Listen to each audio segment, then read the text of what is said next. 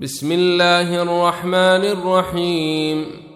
عم يتساءلون عن النبأ العظيم الذي هم فيه مختلفون. كلا سيعلمون ثم كلا سيعلمون. ألم نجعل الأرض مهادا والجبال أوتادا وخلقناكم أزواجا وجعلنا نومكم سباتا وجعلنا الليل لباسا وجعلنا النهار معاشا وبنينا فوقكم سبعا شدادا وجعلنا سراجا وهاجا وأنزلنا من المعصرات ماء ثجاجا لنخرج به حبا ونباتا وجنات ألفافا. إن يوم الفصل كان ميقاتا يوم ينفخ في الصور فتأتون أفواجا وفتحت السماء فكانت أبوابا وسيرت الجبال فكانت سرابا.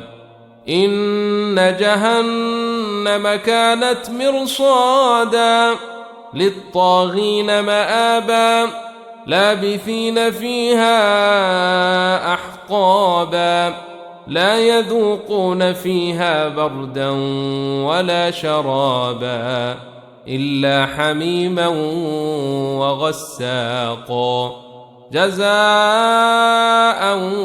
وفاقا. إنهم كانوا لا يرجون حسابا وكذبوا بآياتنا كذابا وكل شيء أحصيناه كتابا فذوقوا فلن نزيدكم إلا عذابا. إن للمتقين مفازا حدائق وأعنابا وكواعب أترابا وكأسا دهاقا لا يسمعون فيها لغوا ولا كذابا جزاء من ربك عطاء حسابا. رب السماوات والأرض وما بينهما الرحمن لا يملكون منه خطابا.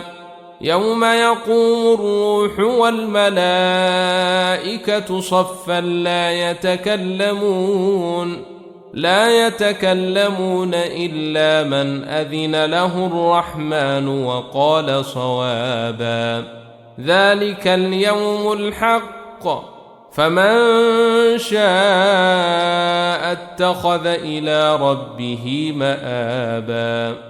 إنا أنذرناكم عذابا قريبا يوم ينظر المرء